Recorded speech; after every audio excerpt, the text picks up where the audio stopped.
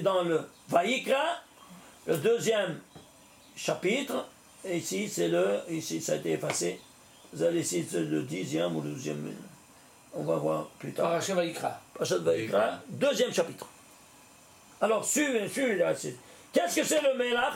La composition du Mélach, c'est quoi? Chlorure de sodium.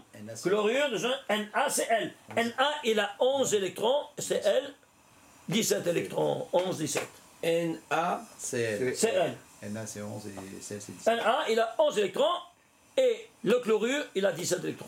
Ishtabach Shemo. C'est pour ça qu'il va faire un pacte avec le monde minéral. Alors, et pourquoi faire un pacte avec le monde minéral? Alors là, renferme tous les secrets de ce qu'on vient de voir. Quelle est la signification de 11-17? Pourquoi tu te fais un pacte avec le sel? Pourquoi? Parce que Dieu a créé deux éléments les plus puissants, l'eau et le feu. Vient le Kliakar, il nous dévoile. Les deux éléments, ils ne peuvent jamais subsister ensemble. Tu les mets ensemble, l'eau, il éteint le feu. Vous êtes d'accord? Mais il y a un élément qui fait la paix entre eux. C'est qui? Le sel. Comment? Le soleil, il fait évaporer les eaux de l'Homer, ça reste le sel. Et quoi? Tu vois que les eaux n'ont pas éteint le feu du soleil, et il existe toujours parce qu'il était à l'état gazeux. Il existe toujours. Alors, soit l'eau existe, soit le feu il existe, et grâce au qui? Au sel. Donc le sel, il a fait la shalom entre l'eau et le feu. Et c'est pour ça que ça ne doit jamais manquer sur ta table. C'est pour ça que ici, vous voyez, même ici, même quand on ne mange pas, tout ça, vous voyez ici, la salière, elle ne doit jamais manquer. Et pourquoi? C'est comme ça s'écrit, ça ne doit jamais manquer. Parce que c'est un symbole de quoi? De paix. Et alors moi je prends le pain. Comment tu dis le pain? Comment ça s'appelle? C'est quoi l'ehem? Ça vient de l'ohem, langage de guerrier. Tu sais combien de guerres tu as fait pour amener ce bout de pain sur ta table? Oui, à la sueur de ton front. Mais oui, tout le monde sait combien on a sué pour apporter ce bout de pain sur la table. Alors c'est un symbole de guerre. Quoi, je vais manger un symbole de guerre? Il faut toujours se battre pour avoir du pain. Voilà. Pour avoir de l'argent, quoi. C'est ça. Alors maintenant, écoute, tu vas prendre ce bout de pain. Étant donné que c'est un bout de pain, c'est un symbole de guerre. Tu ne peux pas le manger, toi, un bon symbole de guerre. Alors qu'est-ce que tu fais? Tu vas le plonger dans un mikvé de paix, que c'est le sel. Ça s'appelle Melach. Lehem, ce sont les mêmes lettres de Melach dans un autre ordre. Lehem, c'est 78, 3 fois 26. Tu le plonges dans un mikvé de 3 fois 26, mais qui s'appelle Melach. Et alors tu convertis en paix. Alors ce n'est qu'alors que tu peux te nourrir. Tu donnes à ta femme, tu dois tromper 3 fois, donne à ta femme. Tu donnes à tes enfants 3 fois, et tu donnes à chacun. 3 fois, et tu donnes à chacun. Pourquoi 3 fois? Parce que c'est 3 fois 26. Melach, c'est 3 fois 78, c'est 3 fois 26. Alors tu dois rappeler toutes ces 3 dimensions de miséricorde divine qui sont dans le Melach. Alors 3 fois 26 plus le bain, ça fait 6 fois 26. C'est 6 fois 26. Tu fais le tikkun du 6e jour que tu as mangé la hita avant le temps.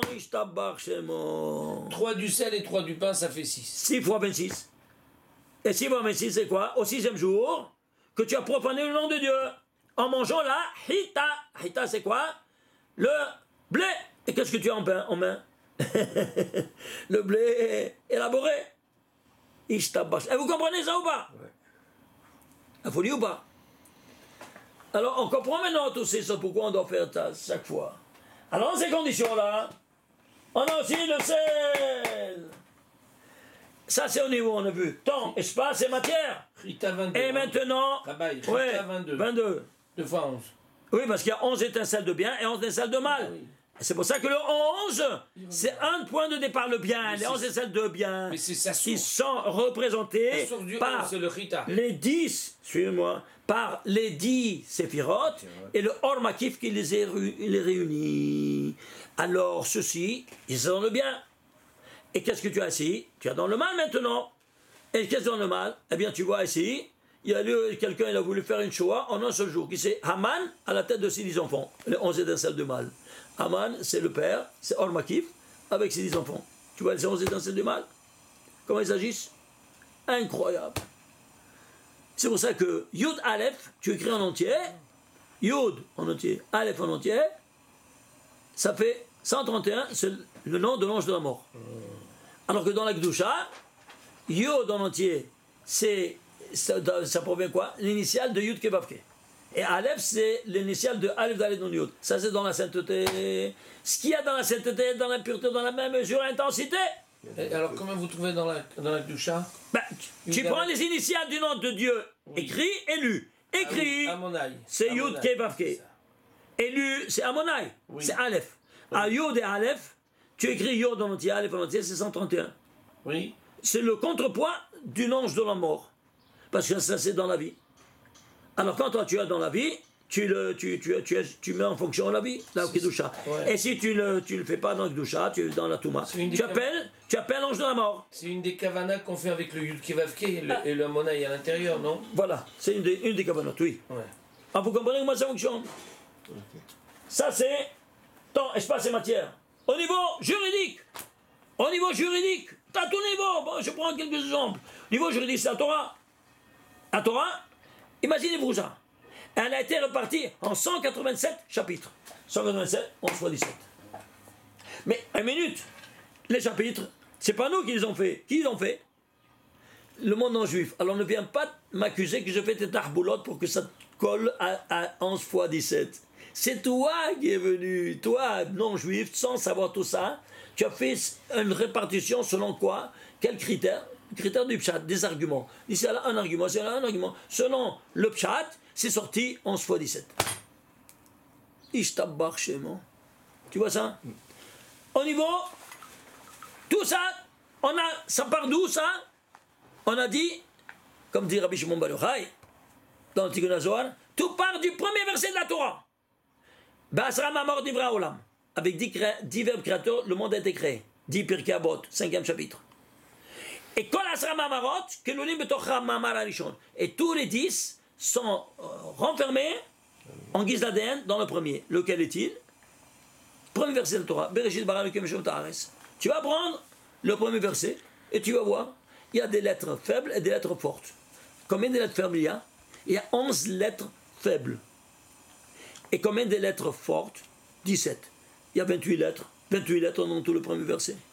11 et 17. Alors, comment tu vas... Comment on reconnaît les lettres fortes et les lettres faibles avec les tagim? Avec les tagim. Pas de tagim, mais tagim. Les tagim, qui n'a pas de tagim, sont des lettres fortes. Elle n'a pas besoin de te renforcer. Qui n'a pas de tagim, sont des lettres fortes. Qui a des tagim, sont des lettres faibles. Alors, va compter combien de tagim ils ont, c'est 11 lettres. 17 tagim. Le 17 provient de tagim, provient de 17 lettres fortes. Et alors, ça fait 11, 17, devant 11 par 17. D'un côté comme de l'autre. Donc, depuis Bereshit, le 11-17, c'est un paramètre qui était dans la création. Non, mais on n'a pas une idée. Attends, ça c'est le début. Alors, le niveau historique. L'histoire nationale va commencer quand? L'histoire au niveau national. Au niveau national, elle va commencer par le kidnapping de Yosef. Oui ou non? Et qui c'est? Le 11e fils qui a 17 ans. 11-17. Yosef, 11e fils. Ishtabbar Shemo. Elle termine où l'histoire? Dans le Tanakh, l'histoire sainte. Avec qui? Un autre couple. Mordechai et Esther. Comment c'est? Mordechai et Esther. Mordechai et Esther, c'est 935. C'est quoi 935? C'est 5 fois 11 fois 17. Dans tous les 5 mondes. 11 fois 17, je t'embarque chez moi. Mais vous vous rendez compte de ça? C'est 5 fois 935, 5 fois 17. Égale 900. 935, c'est Mordechai et Esther. Elle commence l'histoire par le premier verset 11-17, et ici il termine par 11-17. 5 fois dans tous les 5 mondes. 11 fois 17. Ah, oui, tout le Tanakh il commence et il finit comme ça. Oui, il commence et il termine. Attendez, alors on n'a pas le temps, mais. Et le 28, ça correspond à quoi? On n'a même pas encore commencé à vous montrer. Le 28, 11 plus 17. 11 plus 17, attends une minute. 11 plus 17, c'est 28. C'est le nombre des versets, des lettres du premier verset. Ah, c'est ça. C'est ça, ouais. Ici, je voulais vous donner ça aussi pour terminer. C'est tellement important. Regardez. Ça, c'est Bereshit bara Elokim Hashem et haaretz. Yom Echad, Sheni, Shlishi, Revi'i, Chamishi, Shishi, Shabbat. Le récit des 7 jours. Je l'ai mis sur une seule colonne. 7 jours. Combien des lettres, des versets? 34 versets. Pourquoi 17 et 17. 2 fois 17. Vous voyez ici, tout de suite déjà, on vous montre ici 17. Combien des mots? 469 mots. Dans tous les 7 jours, le récit des 7 jours. Pourquoi 469? Ce n'est autre que 7 fois 67. 7 c'est Zayn, 67 c'est Zayn Malé. Zayn Pachout, Kazoun, Zayn Malé. C'est-à-dire quoi? Ça c'est le Klal et ça c'est le Prat. Klal, le Prat, Prat ou Klal. 7 fois 67, 67 fois 7, ça me donne 469. Et combien de jours il y a? 7.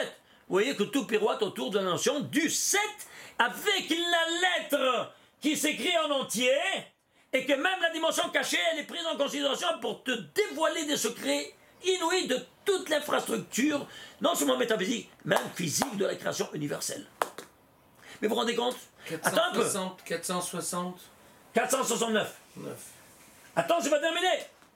Tu vas prendre ici, j'ai pris ici, ces 469 mots sont rédigés en combien des lettres? En 1815 lettres. Les voilà la répartition. Aleph 161 fois, le Bet 92 fois, le Guillemets ainsi de suite. Ici, total 1815 lettres. Très bien. Alors vous voyez ça, ça sont des briques qui vont réaliser le déroulement de toute l'histoire de l'humanité. Vous entendez? Je vous dévoile ici des secrets énormes. Mais vraiment atomiques. Dans la paracha de Bereshit. Dans la paracha de Bereshit. Dans le récit des 7 jours. Regardez.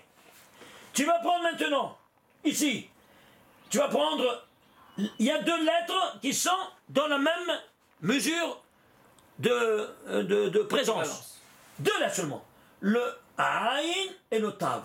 Le Aïn 67 fois et le Tav 67 fois. Oh, on retombe ici dans le 67. Le 67 c'est quoi? Sa mère, Zayn. 187, 11 fois 17. C'est-à-dire ce 67 là, c'est un leitmotiv. Et pourquoi je trouve dans les lettres Aïn et Tav? Aït, c'est le moment. Aït, Aïn Tav ensemble, tu le lis, c'est Aït, c'est quoi? L'instant. Et chaque instant, il sera animé par qui? Par le Créateur. Comment tu le sais? C'est simple. Tu vas prendre la Aïn cumulatif, puisque le vecteur temps il est cumulatif. 1 plus 2 plus 3. Tu vas de Alif jusqu'à Aïn, ça te fait 325. Et le Tav, de Aleph jusqu'à Tav, ça te fait 1495. Le total, 1820. Chaque instant, il est animé par tous les 1820 noms de Dieu qui sont rédigés dans la Torah en lecture directe. Ça, c'est chaque instant. Ça, aïe, aïe, aïe, aïe, aïe, aïe. Mais est-ce que tu te rends compte? Oui, mais ça, c'est du cachet, du cachet, du cachet. Oh, je ne marque même pas celui-là. C'est de la super folie. Celui-là, il faut le cacher. Je défie n'importe quel scientifique à me trouver un texte n'importe avec un milliard de coïncidences de ce genre-là. Non, pas autre. Vous savez qu'est-ce qui est. Quand on voit ces choses-là, la bouteille, quand on va aller là-bas, 1800. La Torah va demander sa Elbona chez le Torah. Elle va donner sa honte. Tu as pris les autres livres et tu m'as laissé de côté. Vous savez qu'est-ce qu'on sera? On veut se trouver sous terre là-bas. Non, on va nous envoyer à l'enfer pour se purifier de toutes ces impuretés qu'on a lues dans tous les autres livres, qu'il n'y a pas la haskama d'un rabbin reconnu mondialement. Sinon, tu ne peux pas lire. Tu rentres dans un restaurant, tu vois la Toda de Kashrut, ça, aucun problème. Et le livre, c'est la nourriture de l'âme. Et s'il n'y a pas aussi une Toda de Kashrut, tu ne peux pas lire, tu vas m'ouvrir ce livre-là. Même les livres, ils ne sont pas cachés. Même les livres, mais certainement, quoi. Tu rigoles? Qui c'est qui a accepté de se mettre S'il n'y a pas d'Agdama, il n'y a pas d'imprimatur, ce que tu appelles là, n'est-ce pas, Haskama, tu ne peux pas l'ouvrir. Alors, tous les livres que tu n'as pas. C'est pas n'importe quel Haskama, ça dépend laquelle. Hein. Tous les livres que tu n'as pas, cette Haskama, à la poubelle immédiatement. Sinon, la Torah va se demander sa Helbona, elle va donner sa honte. Regardez ici. Je vais prendre quelques petits exemples. Regardez. Je prends par exemple ici le nom des. Ici, il y a tellement de choses que je vous apporte ici. Le rap, c'est comme spectaculaire, c'est Ensof. Par exemple, la Malchut. La royauté, on parle de la Malchut. Tu prends le même, combien de fois? Le Lamed, le Rav Tatata. Et le total, combien ça te fait? eh bien ça te fait un total de 187 encore une fois. Malchut. Un multiple, un multiple de 187, c'est-à-dire 11 fois 17. C'est de la folie, mais vous ne pouvez pas s'imaginer. On va prendre maintenant les trois. Écoutez, on va laisser ça pour une prochaine fois parce que c'est spectaculaire à voir ça. Rabbi. Les briques qui ressortent de ces 1815 lettres, vous n'avez pas les combinaisons. Je dis les briques, ce sont des lettres que tu vas maintenant combiner avec le nom de Dieu, le nom de Yud Kevavke, combien de fois sur Yud Kevavke, combien sur le Shabbat, les Shabbat, et chaque chose. Mais il a maintenant un langage suivant la qui te dévoile l'identité de ce que toi, tu es en train de manipuler au niveau verbal. À travers quoi? À travers ces briques de ce récit que on te raconte une histoire de la création, comment elle s'est déroulée, à tous les niveaux, normalement. Alors que derrière, oh là là là là là là, ça, il y a tout un livre, je suis en train d'écrire seulement sur cette page-là, seulement à travers ces briques-là. Baruch Adonai, La'olam, Amen, Amen, Amen, Shabbat Shalom, Umevorach. Rabbi,